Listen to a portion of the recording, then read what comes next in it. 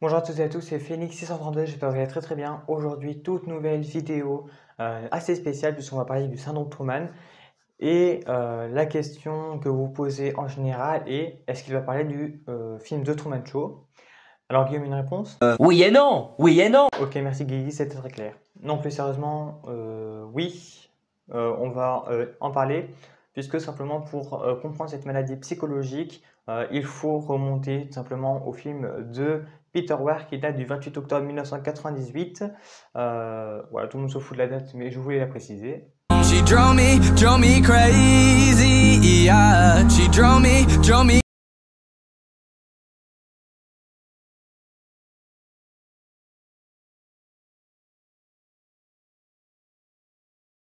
Psychologique qui vous pousse à croire que toutes les personnes qui sont autour de vous sont des acteurs, que vous êtes coincé dans un dôme géant, que vous êtes filmé par des caméras H24, bref, que rien dans votre vie n'est réel. Alors certains assimileront ça à de la paranoïa, mais il n'y a pas que ça. Bah oui, sinon ce serait pas marrant. Enfin, si on veut. Je cherchais un sens, un point de repère, partagé en deux hémisphères, comme une erreur de l'univers.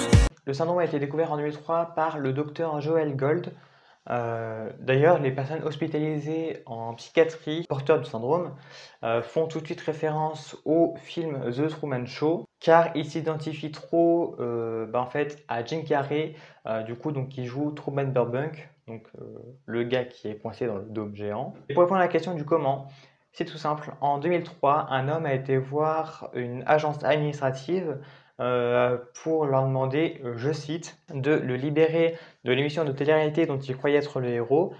Donc là, les psychiatres ont interné la personne et se sont dit que c'était un cas unique puisque c'est la première fois qu'ils voyaient ça. Jusqu'au jour où un autre homme a dit, je cite, être convaincu que chacun de ses gestes était secrètement filmé pour un duel télévisuel. Et de là, les scientifiques et les psychologues ont simplement enquêté sur le sujet, ils se sont posé des questions, enfin bref, donc ils ont fait leur boulot quoi, et ils ont découvert que finalement une très grande partie de la population était victime de ce syndrome.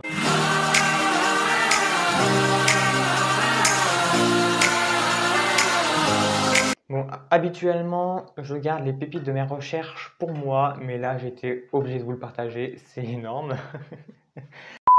Depuis quelques mois, la CIA, la Central Intelligence Agency, donc les services secrets américains, organise un petit test pour les nouveaux agents qui consiste à aller dans un stade géant reproduisant à l'identique une fausse ville.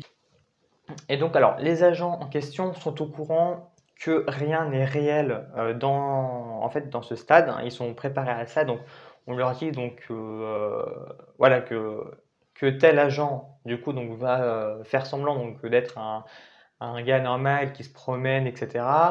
Tel autre agent va faire semblant d'être boulanger, etc. Bref, on les prépare psychologiquement. Voilà, donc c'est comme en gros, c'est comme un scénario de film, sauf que là c'est réel du coup. Et point en plus donc concernant cette fausse ville, c'est que rien n'est laissé au hasard, c'est-à-dire que tout est entre guillemets scripté.